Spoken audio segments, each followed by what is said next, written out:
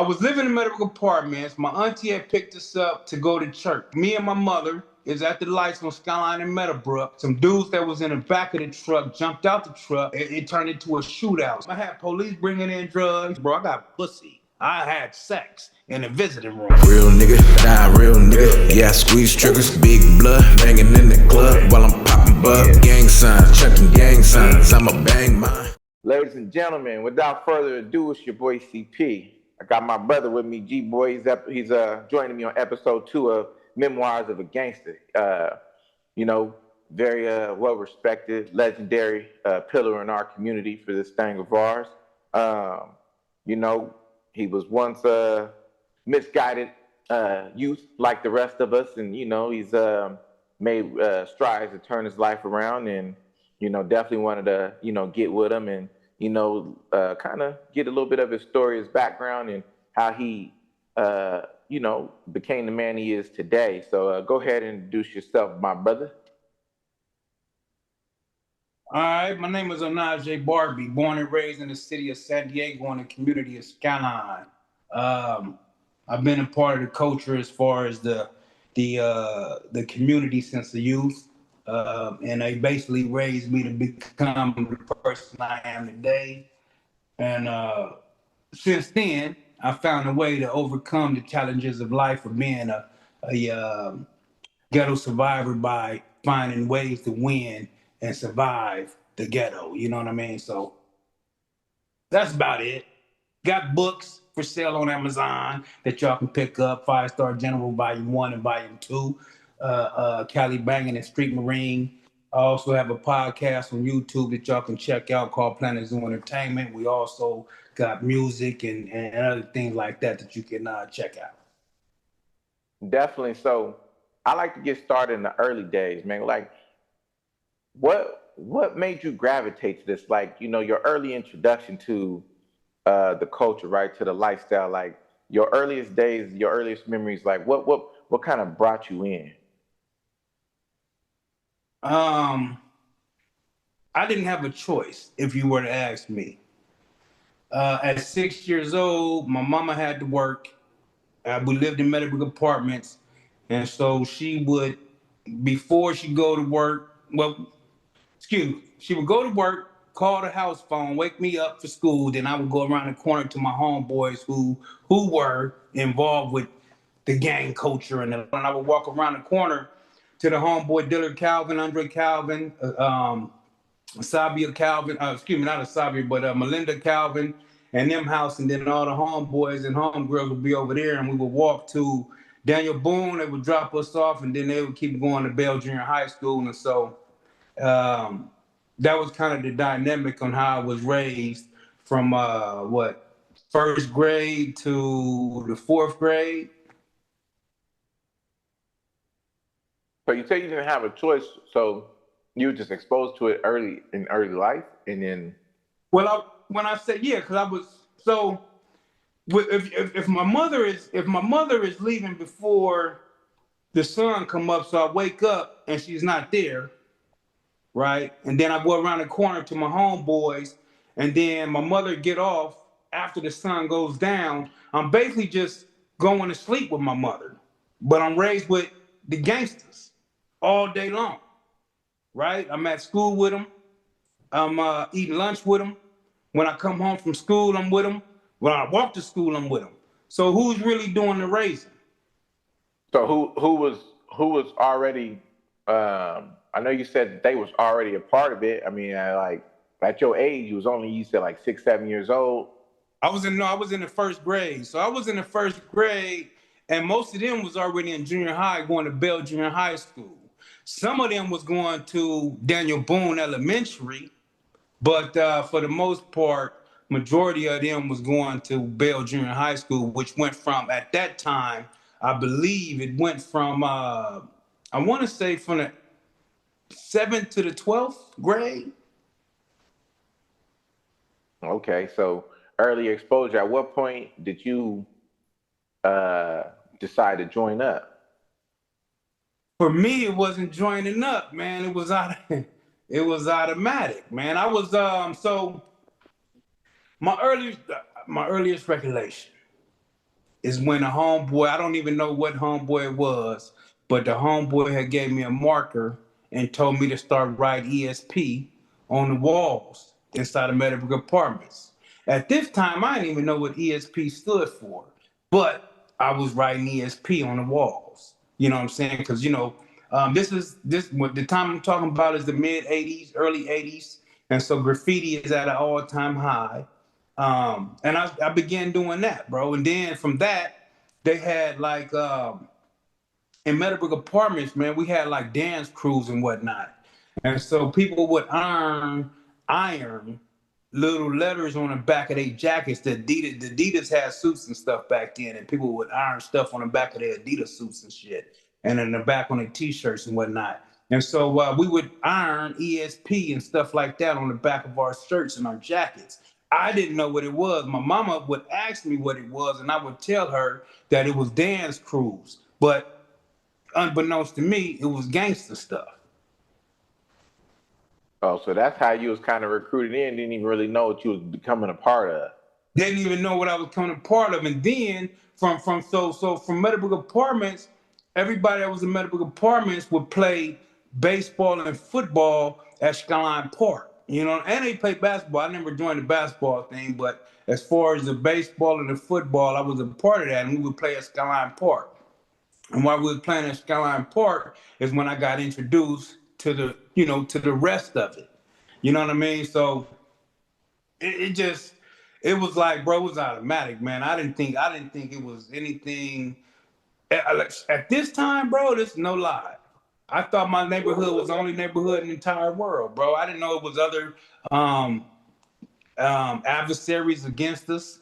I don't know why, I should have thought that, but I didn't. I remember one of the dudes that when I was a kid told me that we couldn't wear British Knights inside of Meadowbrook Apartments because British Knights stood for BK, which was blood killer. And so, I made sure that I never got a pair of those kind of shoes. I would wear Troops. I would wear Nikes, and I don't even think Nike was out then, but I would wear Reeboks and stuff like that instead of purchasing British Knights. Were you the only child? I was the only child. Well, my mother had my daughter, or excuse me, my mother had my sister when I was 5 years old. So we 5 years apart. And this is why, she had to get the second with the job or whatever. And then she would take my sister to my auntie house to have her babysitted over there while Meadowbrook Apartments, the Brook Posse, babysitted me. Yeah. So like, at what point did shit start getting real for you though?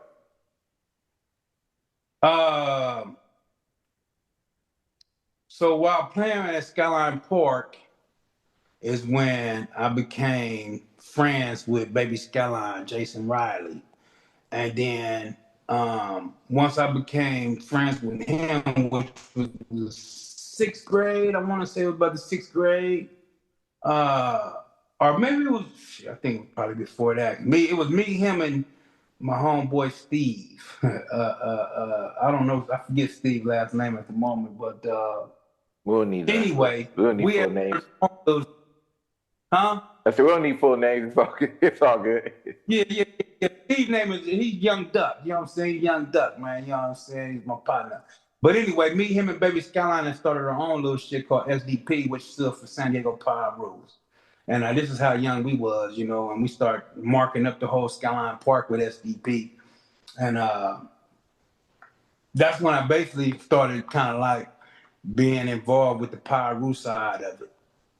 And that was probably about, like I said, I want to say about the fifth grade, maybe the fourth grade. But then by the sixth grade, you know what I'm saying, we knew what was going on. Like, Crips and everything like that, you know what I mean? So you started venturing out. You end up going. Well, no, not so. One time we was at. I want to say was that I was living in Meadowbrook Apartments. My auntie had picked us up to go to church. While me and my mother is at the lights on Skyline in Meadowbrook. It was a truck pulled up across the street from Baby Skyline house. Some dudes that was in the back of the truck jumped out the truck and ran up on the homeboys that was on Skyline and Meadowbrook at Moonlight Market and trying to start gunning them down. And while it turned into a shootout. So we right here in the car stuck at the lights while they having a shootout. And while they having a shootout is when I kind of seen that we had opposition to my neighborhood. So that really began the real transition to know we had oppositions, adversaries, and enemies to our neighborhood, bro. But you know what I'm saying? What did that do to you? How did that make you feel like when you seen it? Did it intrigue you, or was you nervous, scared, or? No, man, I was up watching the whole gunfight, man. My mother had to push my head down. You know what I'm saying? To duck the bullets. So that's what they was doing. They had their head down. But I was trying to see what was going on. You know what I'm saying? I seen everything. I seen the homeboys running across the street from the big homeboy's house. And later, he ended up being my big homeboy, Silk, rest in peace. Running across the street from his house to Moonlight Market and whatnot, busting back at them dudes, watching them dudes jump back inside their truck and lay down in the truck. So like I said, they was in the truck. And it was the one shooting was in the back of the hatch, the truck bed, basically. And the driver was waiting on them to jump back in. And once they jumped back in, they laid right down and drove right off, bro. You know what I'm saying? And so I watched the whole scene, and I was most definitely intrigued with it. You was like, that's what this gangster shit all about, huh? Hey, man, I didn't know. I didn't because I was got in mind, bro. Now I'm still Meadowbrook Apartments, bro. I wasn't really with Baby Skyline and them just yet when I seen that. But I definitely, like I said, yeah, bro. It was like the Cowboys and Indians, man. It was outlaw shit, man. And I definitely fell in love with it. And what I liked it most was how the homeboys was holding down our section.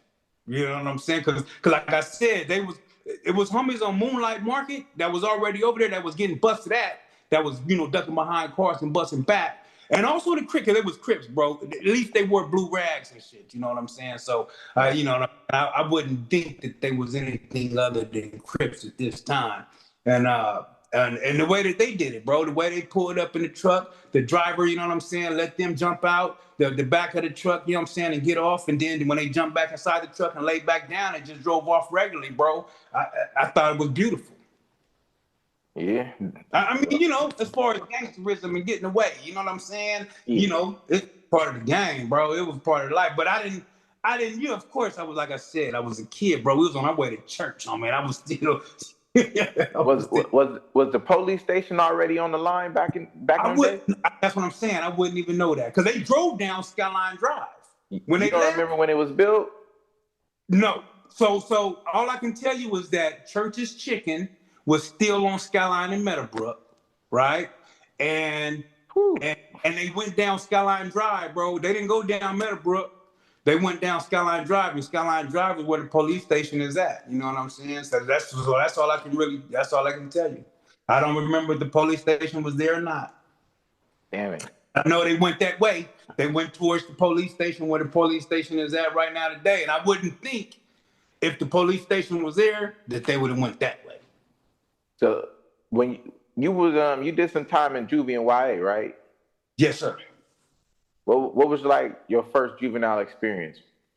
My first juvenile experience, bro, was not good for me. It wasn't good, bro. So it's the first time that you that somebody is telling you what to do, how to do, and when to do.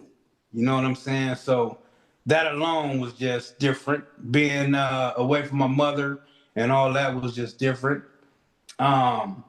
Thankfully, I did come in with somebody, which was my homeboy, Lil Wicked. You know what I'm saying? Lil Wicked was kind of able to show me the ins and outs and tell me about what was going on as far as every step of the way. You know what I'm saying? And because of him, now it was one thing that I did do, which I figured was a good thing to do, was I didn't tell them my gang name and where I was from and all that. And so because he was already a gangster and already, basically he was juvenile hall seniority, bro. Every coach and staff in there knew who he was. He was a celebrity, bro. So he was able to help me like, you know what I'm saying, with navigation and whatnot. So he made my little time comfortable. When did you become G-Boy? Like, get the name? G-Boy, that came way later. That came way later, bro. What was they calling you back then in juvenile days then? Baby Boo Boo. I was Baby Boo Boo. I was Baby Boo Boo, homie. And reason why Baby Boo Boo, that name changed is because I started being involved with extracurricular activities. And the big homeboy started my name started ringing bells.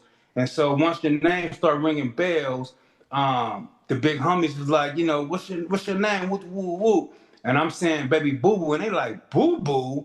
You know what I'm saying? Boo Boo, you got this dude's name ringing like that? He not like that. You know what I'm saying? So shout out to my big homeboy Funk. Funk changed the name. Funk was the one who gave me Gangsta Boi, and he gave Gino Lunatic at the same time, the same day. Because and I didn't want to change. I didn't want to take the game Gangsta Boi. I didn't want to take that name at first because my big brother is Little Boo Boo, and I always felt that I was named after Little Boo Boo, not Big Boo Boo. You know what I'm saying? And so I kind of wanted to stay named after Little Boo Boo at all costs because that was my big brother, and I looked up to him.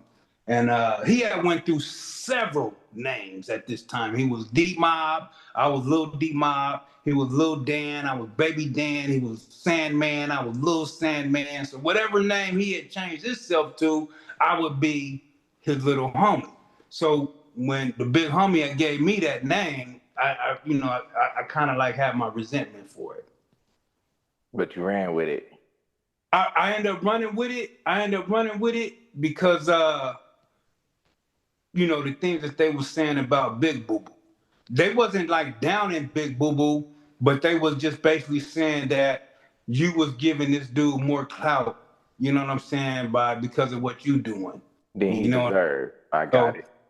You know what I'm saying? So and that is so what I tried to do, I tried to give my big brother Big Gangsta Boi, and I would be Little Gangsta. But he wouldn't. He was in love with Big Boo Boo, so to speak, and he wouldn't change his name from Lil Boo Boo to Gangsta Boi. And so I had to just go ahead and take the reins, So your big bro, he just had a different mom than you then, since y'all wasn't raised in the house together, or? Well, he's not my big bro. He's my relative. You know what I'm saying? We just we was raised together inside of the same. Even Gino's not my brother. He's my relative, but we was all raised in the same household to where we just all was known as brothers throughout the streets of San Diego. Got you. So going to YA, pushing forward to YA. How did that? That's the real Thunderdome. How did that happen, or what did? So CYA, bro. Okay, so when I started doing with the extracurricular activities, I wasn't with my generation no more. I had stepped up from my generation. And so the older generation, which was at this time was Rude Boy, Pa Ruben. We had a homeboy named Red from 6ix9ine. And it was a few others. Anyway, they was on their way to CYA. CYA again. Young Bugs. Young Bugs was the one, my homeboy Arnold Atkins, rest in peace. He was the one to encourage me to go to CYA because CYA was still in California, which means that it had to deal with California judicial laws. When you go to Arizona, Nevada, or Pennsylvania, they laws is not California, so you was up to any kind of scrutiny that they would bring your way. And so, at the same time, I had my homeboy Rude Boy, Red, Pa Ruben, Big Ben, and all them that was sending me letters telling me to come to CYA with them. And so ultimately, I chose to go to California Youth Authority and see what that was like. Well, so you went to, so what was YA like when you got there first time? You've been there. I mean, I know, like they say, they be on you as soon as you get on the bus or getting off the bus, they be on you, it's happening. Well, when I got to, yes. When I got off of the bus and I was you got to go through medical before you even hit the line. And while I was in medical is when I ran into my first episode of gangbanging with a Crip. And yeah, we ended up squabbling and everything before I even made it to my unit. And then, so yeah, that was my introduction. And like I said, it was a culture shock because the Crips outnumbered the Bloods and Pyrus and Brams immensely, and it was a Crip party for sure. Yeah, Dago is full of blood. It's number, it's the key ways they go at it too out there. They do their shit, but it's definitely a blood city. Yeah, yeah, yeah. But them Crips was banging. So and the difference is in CYA is well in medical. This is before. So when I end up making it to my unit, they do separate you and put you kind of like with the age group in which you're in. So I end up going to what cottage? First, I went to Pico. I want to say it was Pico, and Pico's an intake unit.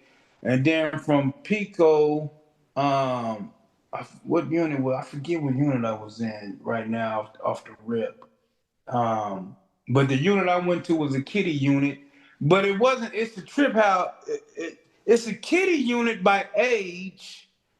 But if you were to, these niggas was on swole like a motherfucker, bro. And I didn't understand how these dudes can be so big in the unit I was in. And I was in Cabrillo. I was in Cabrillo.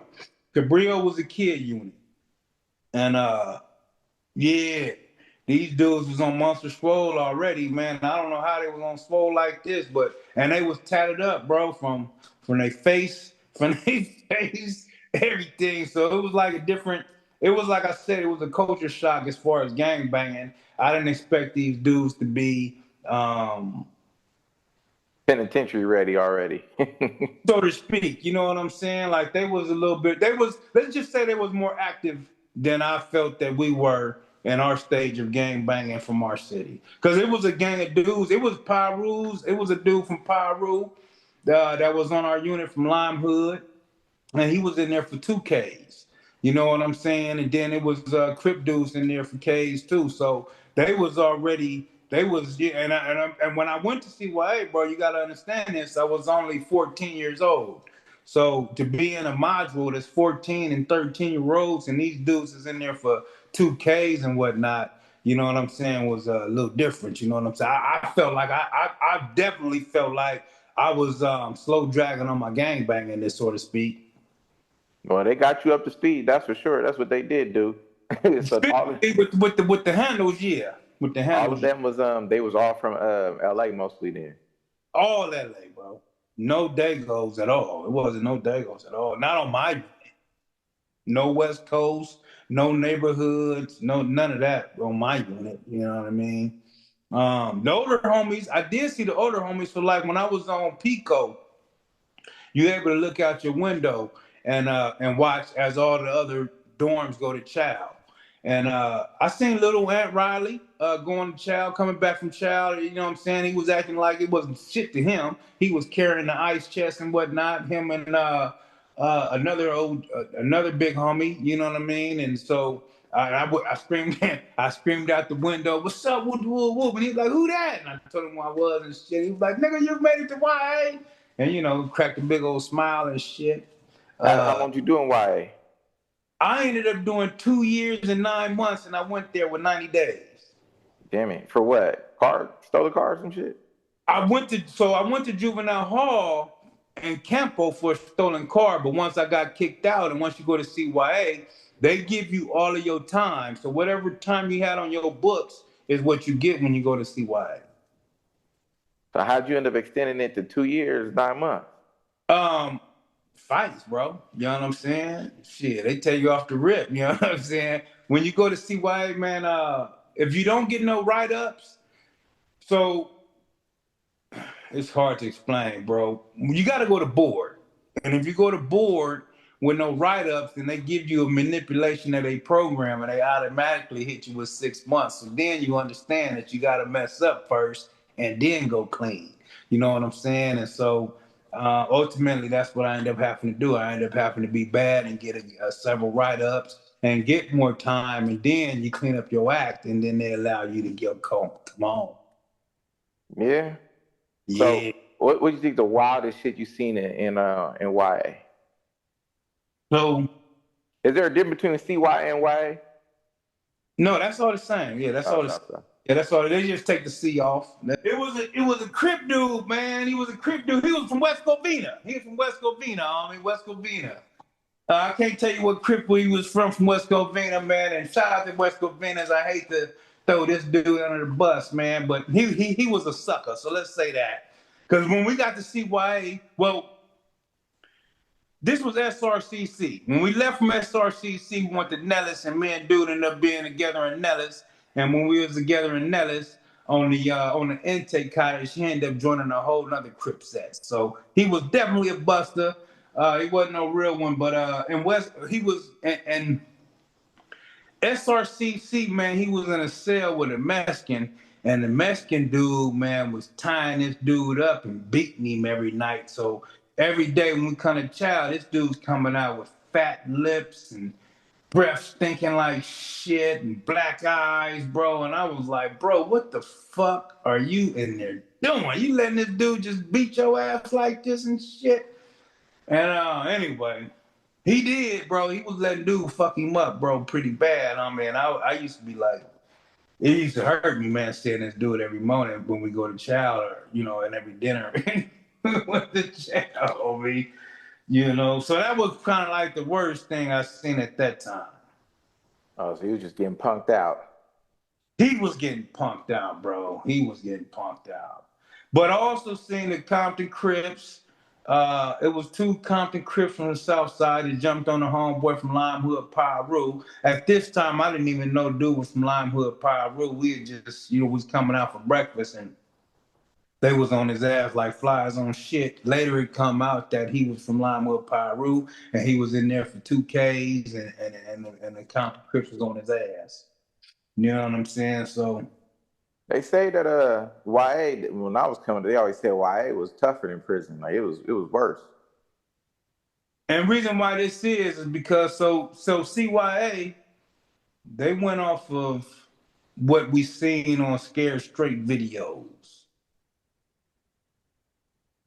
Nobody in CYA had been to the penitentiary, but on the Scared Straight videos is what they made it seem like prison was. You know what I mean? And I don't know if you know or not, but on the Scared Straight videos, they would have dudes taking off their shoes, grabbing on belt buckles, turning men into women and all this sort of kind of stuff. And so CYA would basically take on that kind of nature, bro. You know what I'm saying? And so they would push a line hard on that, man. And so that's what it was all about, man. Was doing that to people. Yeah, I never graduated to the pen. I never been to YA, but I remember when I was in Bailey, when I was in Pelican Bailey, man. The wildest shit I seen was these two rip niggas got into it from neighborhood, and the little dude, like he was a little light skinned dude, right? He was with it too. He was a little extra. He was functioning, though, right? Like I liked the little dude a lot. I was in there with Jay Bick and Moose Law, right? And they got into it in the day room. I forgot what it was. A big old dude. He was like half Mexican, half black. And the Mexican was like, he used to be from like Market Street. We used to call him like Casper or something from Market Street. Now he was selling with the dude, with the niggas, you know what I'm saying? But he was a big old, you could tell he was black too. He was a big old nigga, like 6'3", 6'4", big, strong nigga, but couldn't read. Nigga was retarded. So, or, might have been autistic, I don't know. But anyway, I guess him and the little dude had got into it. The little dude was probably like 5'8", 5'9" or something, right? But hard. So they get the wobbling, right? He didn't back down. He get the wobbling. The little dude fast. He was giving him just me, right? Just serving the dude, the big dude up. The big dude, he was swinging, but he was too slow. He just couldn't get with him. He didn't have no handles. He was just all off intimidation for size, right? So he ended up just taking something like me, and just bear hugged the hell out of the little dude, man, and he bit off a chunk of the side of his neck. And I was hot.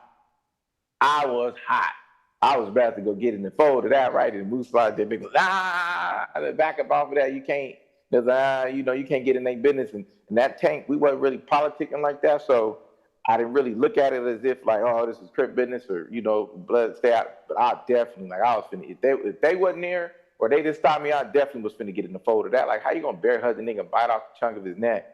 So the big OG nigga, triple OG nigga, tie stick from the hood, he was in there too. So he ended up moving a little dude in the cell with him. he put a sock around his neck and was like, put a Neosporin or something on it, and was like, man, just stay in the cell, let it heal. Don't go out the cell. Don't let them see you. Grab your lunch trays or whatever, and just, just go back up in there and let them see you. They're going to move you out to medical. Little dude, he just always got to be too active, ain't listening, got a sock tied around his neck, and one of the little depths and stuff eventually was like, man, why you got that on there? Take it off. Let me see. And it would look like, it might have started getting infectious. I don't know. He sent his ass to medical. But that big nigga, I'm telling you, that nigga, I wanted to whoop him for that. Like, man, you going to bite him? Like, out of all the shit you can do, you a big old nigga, you going to bite the nigga? So that was the wildest shit that I had personally experienced, like being in the bounty. But moving on to the pen, like, so you got out of that YA, how'd you end up in the pen? In the pen, bro, shit, man. I end up doing attempted murder. And it was almost kind of like I had to go to the penitentiary because I was just doing too much. And I ended up going to trial and everything like that, and I got assault with a deadly weapon with great bodily injury. You know what I'm saying? During my trial, I got 9-3 hung jury. And so ultimately, that's how I ended up going to the penitentiary. They gave me 6 years with 85%, and I ended up doing 5 years and 10 months off that. Ooh, that's a blessing. Yeah, that's a blessing. I remember the little dude, I call him the little dude. You know, I'm talking about my brother, the little dude. Yeah. He was, he told me, man, like, I mean, I grew up St. Stephen's, Christian. He grew up, in a Baptist church as well.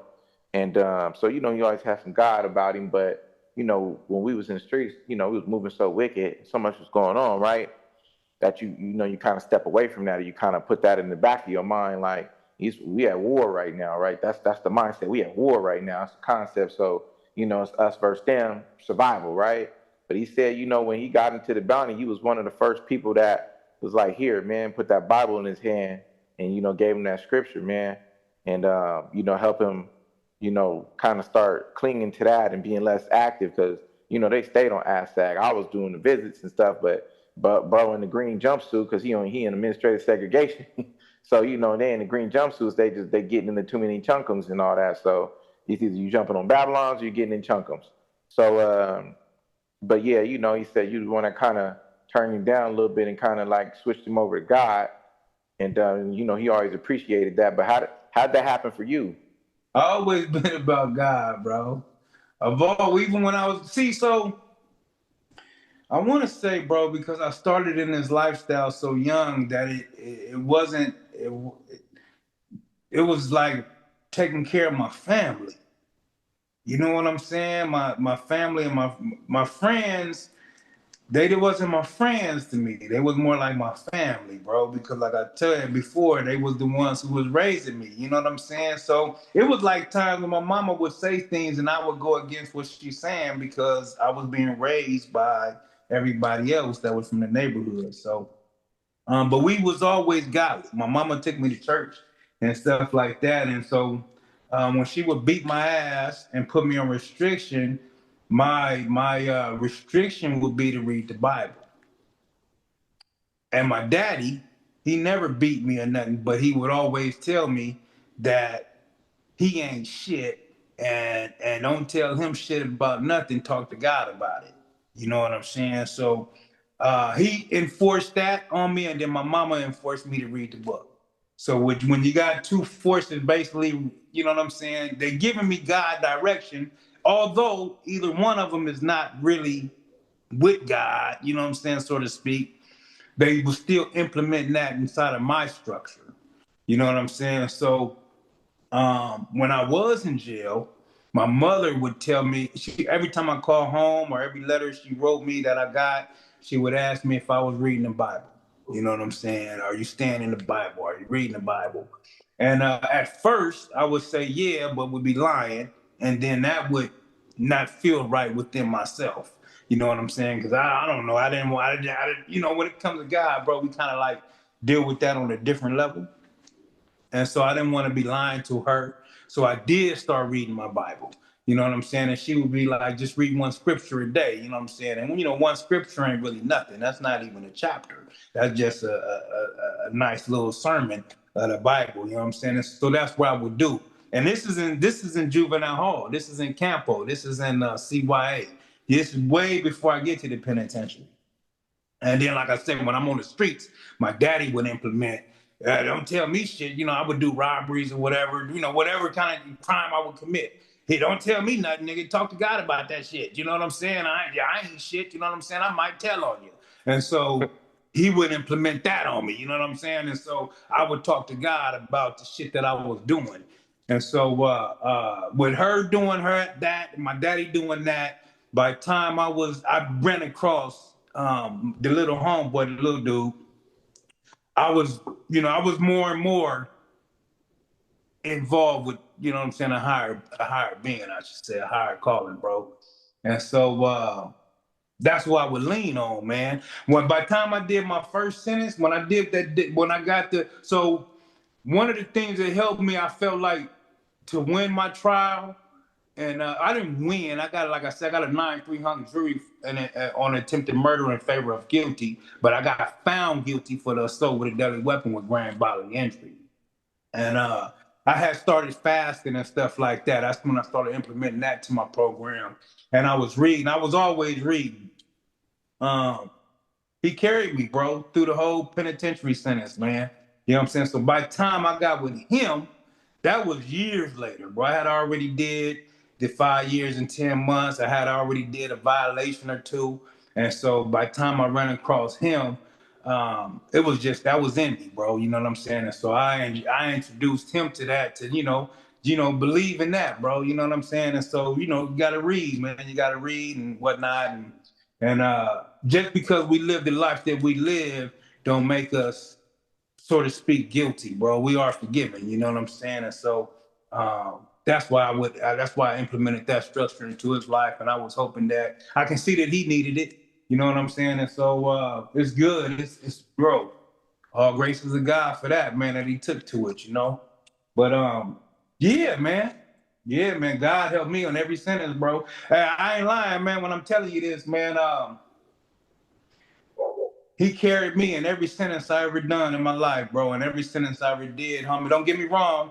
Like even the CYA, because I ended up going through when I went to that all crip college in CYA, it was hell, but it turned from hell to heaven, homie. You know what I'm saying? It ended up being peaches, G. I floated through there. The Crips loved me, homie. It ended up being a good damn time, homie. Life was good. You know what I'm saying? And that was the same thing in the penitentiary, bro. My time, I don't know if you know this, but I'm sure you can find out, bro. If anybody that tell you when I was there, I'm like Joseph. Joseph that was in jail, bro. Just because I was in jail, everything was better. You know what I'm saying? Like, bro, right. I'm talking about we chilled, homie. We had a good time, homie. I've never had a bad time in prison, ever. Yeah, I felt like that too. I felt like jail was nothing but it was like a bad dream. Like it really happened. But even like doing the time in jail, it never was like the most frustrating part is going to court. Once you sentence, like I had to knock off a year for GSU, right? They were trying to give me 3. But once I was sentenced, like I wasn't even worried about like what my go home date was, whatever. I was like, I'll worry about that next year. I got a whole year. I got a bullet, 365. I'll worry about my go home date next year. I'm just gelling at this point, playing spades, gambling a little bit, laughing, joking. If it get millie, it get millie up in there. But other than that, I just did my time. Like it wasn't that bad. But for you, how many times did you visit the pen? I know you say you did a violation and all that, but yeah, but I only did 2 jokes. So okay. Jokes, I mean, I did 2 terms, 5 years, 10 months on a 6-year bid, and I did 25 months on a 32 with 80 bid. Between both of those, it was violations. But even like I'm saying, bro, I promise you, bro. When I'm talking about a good time, I mean a great time, bro. Only thing we was lacking, and this was on my violations, bro. I got pussy. I had sex in the visiting room every single visit, G, 2 and 3 times. Why everybody else sitting there looking at me have sex? You know what I'm saying? I mean, I ain't trying to, I'm just saying, bro. Not How did that work? Man, listen. Hey, listen, I got receipts, bro, on all this stuff I'm telling you I there. believe you. I just say, how did it work? Well, how that worked, bro? Man, I had a brim partner. He had life, bro. Schmitty Bo. I want to say it was Schmitty Bo. Schmitty Bo had life from the Brims, and he would be my table bunkie, basically. Every time when my girl would get there on the visit, this is Skyline Nana. Everybody know Nana. She lives in the Brook, you know what I'm saying? Yeah. Every time she would come to the visit, she would get there first, and then she would put something on the table, and then we'll lock it in for the homeboy from the Rams, and so him and his girl would be at our table with us. And shit, man, that motherfucker, he used to be, hey man, I didn't understand how he wasn't getting no pussy. You know, you got life. I'm just on a violation, nigga. And I'm knocking that pussy down on me, you know what I'm saying? And so anyway, it was great. It was a homeboy from Little Africa there too. I looked out the window and seen him getting head in the back, in the back where everybody was at. And I'm like, damn. So rules wasn't as strict as they are now, where they watch. Bro, it was cameras everywhere. I mean, you know what I'm saying? It was cameras everywhere, bro. Right above me was a camera. It was a camera right above me, man. It was a camera right above me, bro. But you know, They hey, just bro. sit. When I'm a criminal, I'm a criminal. I'm saying they would just I'm not going to jail, and I'm not gonna go to jail and stop being a criminal. I know what I'm saying. So they would just come and sit in your lap, and you would be able to. But no. She'd be sitting next to me, and she'd throw her leg over the other. She'd throw the left leg over the right leg, and then scoot her ass towards the end of the chair, and then I'll just, you know what I'm saying, lift that little ass up, you know what I'm saying, and dip down a little bit, you know what I'm saying, and knock that pussy out. There used to be kids, babies, and everything running around on me. Hey man, you better get your baby, because G-Boy up in here knocking this thing to the side. I mean, I don't give a shit. And I'm getting for the sack. You know what I'm saying? So we going back to the yard, we smoking, we drinking, we eating, we politicking. And then I'm going back to the visit the next Saturday and Sunday, and I'm doing it all over again. Only one time it almost got shot down, bro, and that's when I told the big homeboy, that had life what's going on, and I definitely think he was a pig, because after I told him, the police was on the nigga like Flash Jordan, bro. I'm talking about they was watching me, G, every single step of the way. And you know, we had to go ahead and let it go for one weekend. But I was on a violation on that one, man. You know what I'm saying? All the other jokes, bro. I had police bringing in drugs. You know what I'm saying? Where we were still. My thing about jail is this. God, thank you, God. I don't never want to go back to this hellhole. It was definitely hell on earth. But my whole thing with jail is I didn't want to get out to the $200 gate money that they gave us, bro, because that's not enough to get on our feet and get to moving. That's only enough to get us to get back to the criminalistic behavior that we know, because we don't have nothing else to go to, because we have nothing.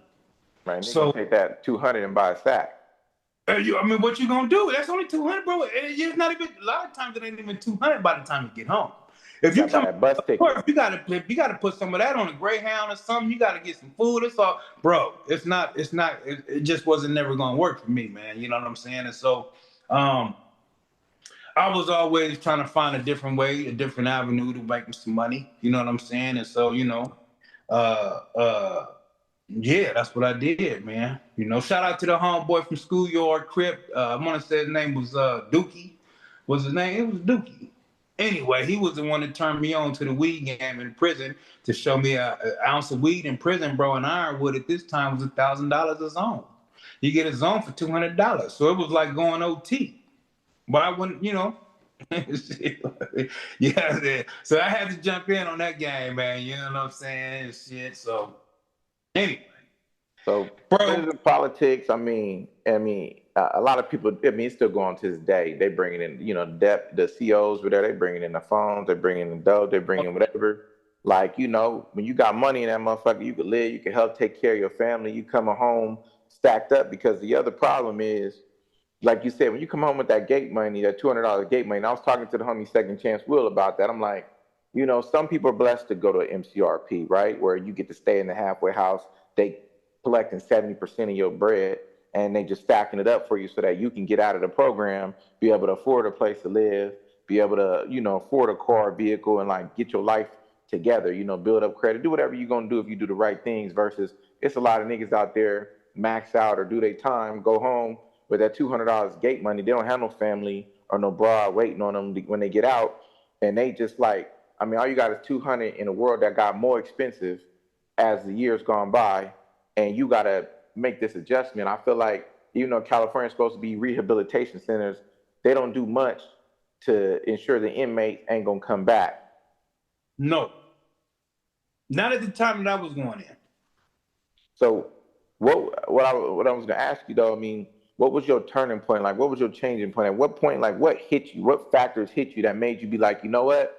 I don't want to live my life like this no more. I don't want to be a gangster. Or, you know, like that gangster gonna always be in your heart, my heart, and everybody. Like when you wired this way, when you've been a criminal, when you all that, and you done shit. Anytime somebody piss you off, you always gonna think about going to the max on a nigga. Or you always, but like control, discipline, you know, being able to be poised, being able to walk away or let something slide when you felt like, you know, in your younger days, it's like we live by the code of respect at all times, and being able to, you know, maybe that person wasn't tripping, or maybe this person like, but even just, I won't go back to jail, prison. What was your turning point that made you decide, I want to be a Najee, the truck driver, the, you know, the family man, the whatever? Like what turned you? I'm definitely glad you asked me that question, bro. First, let me say this, man. This lifestyle of not caring about anybody or anything is definitely not copacetic in whatsoever, bro. You know what I'm saying? We all got this ideal of this life that we have in our head for it to be, but it's not the truth, bro. All that is a figment of our imagination. The gangster lifestyle is fake, homie. It's an image, homie. The music and television will lead you wrong, bro, and then you're stuck and you're trying to find a way up out of it, homie. I hope that anybody that see this video to know that it's not what it's cracked up to be. To your question, it wasn't really me. So okay, first off, the last time I was in prison, which was 2009, I got released in 2009, June 20th, on the 32 months with 80 for receiving stolen property. I was the OG up in there now, bro. I was bald. I was older. All the little homeboys was running up on me, asking me, you know what I'm saying? You know, what's up, big homie? What's up, OG? So when I came in, I'm the little homie. Now I'm the OG. So now, basically, with that being said, it made me feel like I didn't turn this into a lifestyle, right? And it made me acknowledge the fact that I'm institutionalized. You know what I'm saying? And so it made me make a good hard look at myself to say, is you trying to do this? Is this you right here? You know what I'm saying? Because, you know, people call you a jailbird and you're like, you know, you crazy. But now it's like, you got to face the music. Are you a jailbird, bro? You know what I'm saying? Is this you? In and out of prison? Get out for a little bit, right back in? There was some big homeboys, I ain't going to say their names, but when they hit the streets, they would say it was vacation. Basically, I'm out on vacation with Woo because they knew they was going back home, which was, you know, the jail. And I was at that point, right? So I'm thinking to myself, like, bro, is this you? You know what I'm saying? Because if this is you, then won't you go out there and go out with a bang? And when I say that, I mean, it's time to rob some banks or something. It's time to go for the vote, homie. It's time to go. Either you're going to go for the go and turn this into a real lifestyle, or it's time to jump ship. You know what I'm saying? It's time to go ahead and find a way to straighten out. Now, that's easier said than done. Again, like I said, California's judicial system do not allow you or give you a platform to help and assist yourself to go out there and find better things to do. You know what I'm saying? You kind of like stagnated. So when I got out, I went to junior college, right? Now, for business, for small business. Now, and that just helped and assisted me to get off parole. But at the same time, I'm still in the game because I'm still inside of the city in which I didn't created this atmosphere for myself that's you just can't walk away from, bro. You got enemies, you got friends, you've been doing a certain way of living for so long that it's you just definitely for me, I couldn't just walk up out of it. What ended up happening? I say this is God, bro. You know what I'm saying? I don't give me no credit at all. It's all God, bro.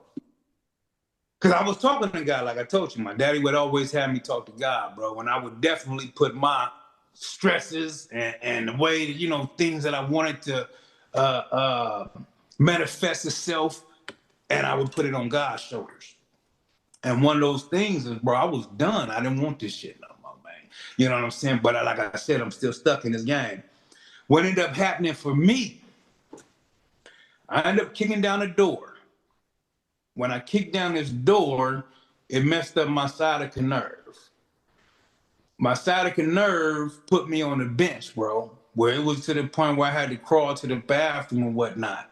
And when I got that bad, now it got me hiding out because I can't run, I can't jump. I'm inactive. I'm inactive, right? So I'm really kind of scared. You know what I'm saying? I have my thing and everything like that, but I'm kind of scared at this time, bro, because I'm not able to be mobile. You know what I'm saying? Like I'm used to. So one of my homeboys, Lil Wicked, man, Lil Wicked, my baby, homie. He called me and said, "Hey, man, you getting?" They started giving me Percocet pills at this time. You know what I'm saying? A nice little sum of them because I was so badly off. You know what I'm saying? He like, you know, those pills you get, man. You know what I'm saying? They go for such and such amount out here in Oklahoma City. You know what I'm saying? And I was like, what? You know, the number that he told me was, you know, astronomical. And I'm like, what? And then he told me the prices of everything else. I said, all right, man, I'm gonna have to bust a move and come out there. So mind you, bro, my mind is still on hustling. It's not on really changing. You hear me? Yes, sir. You still here? Okay. So I I come out here with this is with the woman I'm with right now today. I'm with her right now. I got 4 kids with her. I'm gonna be together. We come out here. While we out here, me and Lil Wicked, we go to Sonic to get something to eat. On a humbug, bro. On a humbug, homie. We up there while the car hop come to the car. The car hop that comes to our car happens to be a brother. And he got French braids. And he got tattoos on his face. And his pants is kind of sagging off his waist. And he's slightly faded. You know what I'm saying? I don't know what off a drink or pot or whatever, but I'm like, man, to see him come to my car this way, I'm like, damn, they letting you have a job here? Okay, I can see you in the back working as a cook or something, but you coming to the cars and shit. He was like, hell yeah, my family work here. I'm like, what? A light bulb just hit, bing. I said, man, bullshit, man. Can you give me a job here? And I promise you, when I tell you this, I had no intentions of getting a job at all, bro. I had my girl hustling, I'm hustling. There was no job in my mind. But when I seen this dude, a light bulb just said, bing. And I said, well, he said, man, he's from, I don't know if he's alive or dead now, but his name is Killer. And he's from Shotgun Crip. And I say, he say, nigga on Crip, I can get you a job here. Come up here tomorrow. I'm gonna tell you my cousin from Cali. I don't know how he knew it was from Cali, but he just, I guess, or swag or whatever. And I was like, bullshit. He said, come up here tomorrow. I came up there the next day and I got a job. From that job, now mind you, I've been trying to have kids since I was probably about 13 years old, bro. You know what I'm saying? Because I was all in as far as gangbanging. I knew that I was either gonna die or I was gonna get life in the pen. You know what I'm saying? So I had been trying to shoot shots at having a kid all this time and nothing had happened. You know what I mean? So anyway, this is June. I'm about to run the dates down to you. This is June, the end of June. By July, I got the job. I came up there the next day. I got the job. I tried to go get a rental car from the rental car place that was right next to the hotel. We were staying in the hotel. It was a rental car place right next to the hotel. I tried to get a car so me and baby can run around Oklahoma City and see what's happening inside the city. You know, who want to stay inside the hotel, right? They shoot us down. I get online and see that they had car options. I got relatives and family out here in Oklahoma City, which was one of the other reasons which made me want to come to Oklahoma City when my homeboy told me that the shit was moving and where it was moving. I called my relative. She took me to the auction. Get a car, Lincoln Town car for $900. On the way back from the auction, I see a car following me because, you know, we're in our mirrors and whatnot. I back into the hotel parking lot. When I jump out, I'm like, what's up, man? He say, did you just get that car from the auction? I said, yeah. He said, that was my car, man. I said, yeah. He said, I just want to let you know that they wasn't supposed to sell you that car for nothing less than $1,500 because that was what I told them to sell the car for, and they were supposed to call me. And they did not call me when they sold you that car for $900. They had to reimburse me $600. I say, damn, is that right? He said, yeah, I just want to let you know that God got you. Bam. So now I got the car. Now I got the job. Now this is June. This is August. This is June, July. August. Me and baby get an apartment. September. She's pregnant with my son. The one, my junior right now. So bam, bam, bam, bam. When that happened, hey man, you gotta listen to God. So the blessings just started rolling in. Bro, June, July, August, September, back to back to back to back, bro. When they happen back to back like that, you gotta pay attention. Right. So you never. I did.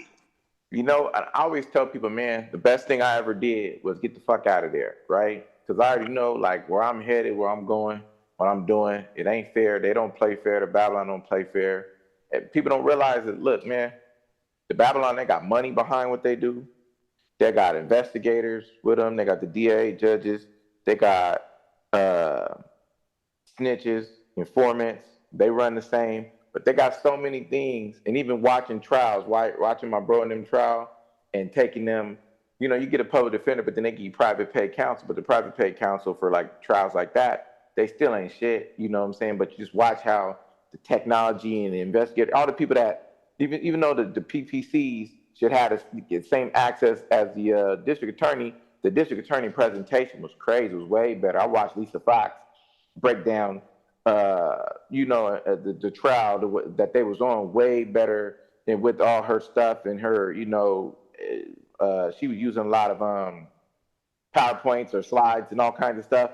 And I watch these PPCs drawing on stuff or boards or flipping pages, and just the presentation wasn't there, right? And she was painting a picture of the bros and the lifestyle, and, you know, making us look like what it is, right? So or what they want to portray us as to be, right? So, you know, but then, like, once I got away from there, like you said, the blessings, they just start coming. They start rolling in. Like, just moving about there, because I left Cali and I went to Georgia for a minute, and I was in the ATL just getting my bucks up, doing the most, but I still ended up in janky situations where, you know, then got over. I'm trying to, you know, I went in the Greyhound station, all kinds of shit, trying to get off on the nigga. You know, I'm hammered down, license suspended, just doing the most, right? I ended up leaving. My relative, a couple years later, he ended up getting gunned down in a situation where he was about to be straight, and things got over. And I was like, damn, if I'd have been there, maybe he would have still been there. I'd have been able to ride for him, and you know, but who knows how it would have happened? You know, maybe they'd have hit me first instead. I don't know.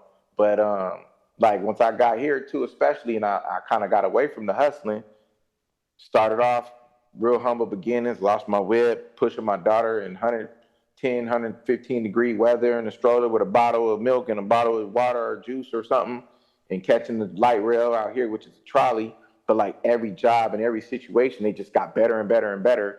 I went from the year 2014 I got here, you know, 2014, 15, like, let's say 15 as a whole year, I made less than 20,000, or making, you know, working at 24 Hour Fitness and working in like DirecTV as a vendor, selling stuff like, part-time, both part-time, to 2016, I still worked part-time. I made 40,000. 2017, I made 97,000. 2018, I made 99,000. Like, I started making six figures after 2 years of being here. You know what I'm saying? Just moving up, and then I learned all these skills. Once I stepped away from the game and started, following God's direction, I feel like I started doing living a certain lifestyle, and then it's like, ain't no going back. For me, once I had my daughter, I knew that, I can't really just rely on her mother to take care of my kid. I got to be here to make sure that, because we grow up, all the homegirls, coming up where we from, all the homegirls end up selling pussy and shit and fucking with gangsters getting records, right? All the niggas, you end up gang banging and part of the life or around it, right? Because, having kids, you in survival mode and having kids in survival mode. Difference between you and the kids is your brain is fully developed and ours not. So all we doing is a bunch of shit that we see around us, and all the gangsters end up being, you're going to become a pimp, you're going to be a hustler, you're going to be a robber, or you're going to be, and then part of the life is you're going to be a squabbler or you're going to be a shooter. So you could be multiple, you could wear multiple hats. Some of us, we did it all. We everything under the umbrella, but we specialize in this. You know what I'm saying? Versus me, more the hustler, but I done went across, and I didn't I done had a couple bitches down before, and I figured out what was for me and what's not for me. Part of the reason why I didn't stick with trying to be a part of the ism and fucking with hoes is I done seen too many things happen and go wrong. One, I don't like being told on. I done done that before, so I don't need no bitch telling on me. Two, I don't want that on my conscience. If anything happened to the broad and she don't make it, if a trick get on her and kill her, like I done seen a couple homegirls go down, trick got on them and killed them. So for me, that wasn't what I wanted to be on. But like I said, once I got away from it and start building this professional lifestyle of myself, and I see the transition, all I do is try to talk to my homeboys. But I see how God intervened for you. You didn't have no kids yet to make you want to switch up and change. You were still on your hustle, like I was on my hustle. But once you got away from the bullshit, you got out of town, and you got away from what was going on. Everything led to becoming a homeowner. Like you own your own house now. You doing the things that you're doing, and I sometimes feel like, man, you got to separate yourself from what's around you, because I see a lot of homies that get out of prison and they still do the same shit. They got all these plans when they in prison, and then when they touch down, they get back right into the same shit. They don't respect the job, and that's because you don't got the proper influences around you. That's how I feel. They don't have the proper influences around them to do the things that's necessary, and they still caught up. Like you said, the gangster life is fake, and that's one thing I wanted to touch on with you at another time. I know it's getting close to where you got to get them babies out of school, and I got some of my own prior engagement, but we're gonna get back together. Me, you, and maybe we might get baby Bugs on it with us. So me and him were supposed to talk about it, like the politics, right, and what's real, what's not, or it's all fake, right? Like this only exists amongst us, right? This is a world that only exists in our little bit in our bubble, right? The rest of the world ain't worried about no Skyline, Paru, Crip Blood, whatever. They live in life. They doing what they doing. They abiding by a regular set of laws of the land, which is what God told you to do. Abide by the laws of the land. We got our own sub laws that we live by, and then people don't live by. And then you got a lot of people that don't even hold them accountable to what you signed up for. So we'll get into the politics later, but I appreciate you, giving us some insight in your story. We're going to definitely do this more.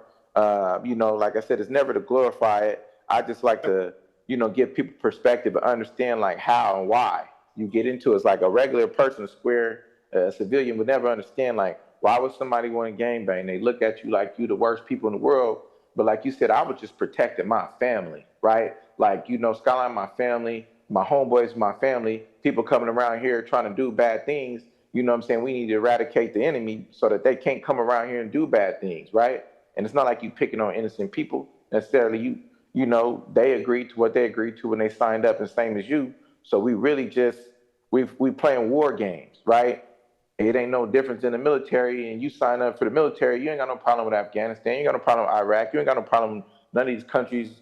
Right now, what we looking at Venezuela, we ain't got no problem with them, but we dropping stuff, we doing this and that. You doing it because your commander in chief is telling you, and your generals and everybody's telling you what to do. You got beef with folks that you ain't never had no beef with before you signed up. But this is a part of life, you know what I'm saying, that you agreed to. So, like I said, again, I commend you for coming on. They definitely got to check out, some of your books. Definitely got to, check out your YouTube channel. Is Planet Zoo 619? That's my Instagram, but Planet Zoo Entertainment is my YouTube. Yeah, all I gotta do is just Google the name; it'll all come up. Yeah, so we're gonna, shout out to your Zooligans out there. We're gonna definitely get them on there. Shout out Young Holly. He always doing this shit with the radio station. Let's keep building. Let's keep growing. Let's keep it going. I'm gonna get the content on here a little bit later and make sure you tagged in it as a what do they call it? I'm gonna tag you in it as a collaborator to make sure to jump on your page, man, and to keep the content coming. And like I said, I appreciate you, sharing your morning, evening, morning, afternoon with me. Always got my respect, and for the haters that don't like it, but they can have a problem, when they see us, But like I said, we always try to go into everything with blessings, and quick prayer to you. I pray that God continue to bless you on your journey, your situation that you got going on at home, that your family come together stronger than ever. That God continues to guide us and give us wisdom and make great decisions and be the best parents that we can, and put us in positions where we can continue to give back to those that we may have taken from, right? Communities we may have taken things from, and that we can continue to shed a positive light for everyone to see and the younger generation to see, and maybe come up out of it, because it gives me bad anxiety to see my homeboys continue to die. So I hope everybody stay drug free, stay blessed, don't give up on hope, and this is Memoirs of Gangsters, Ep.2. We're gonna have more of it coming. So like I said, let's stay connected, man, and I appreciate you giving me your time. Right back at you, bro. Love you.